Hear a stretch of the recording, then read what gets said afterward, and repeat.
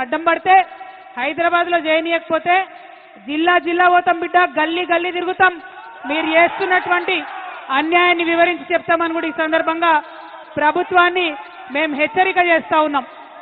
ఏం తప్పు చేసినాం? ఏం తప్పు చేసిరు కేసీఆర్ గారు? నీళ్ళు ఇవ్వడం ఆయన చేసినటువంటి తప్ప, నిధులు తీసుకురావడం ఆయన చేసినటువంటి తప్ప, కేసీఆర్ కిట్ ఇవ్వడం ఆయన చేసినటువంటి తప్ప, అభివృద్ధి పదంలో తెలంగాణను దేశంలో నంబర్ 1గా నిలబెట్టడం తప్ప ఏం తప్పు?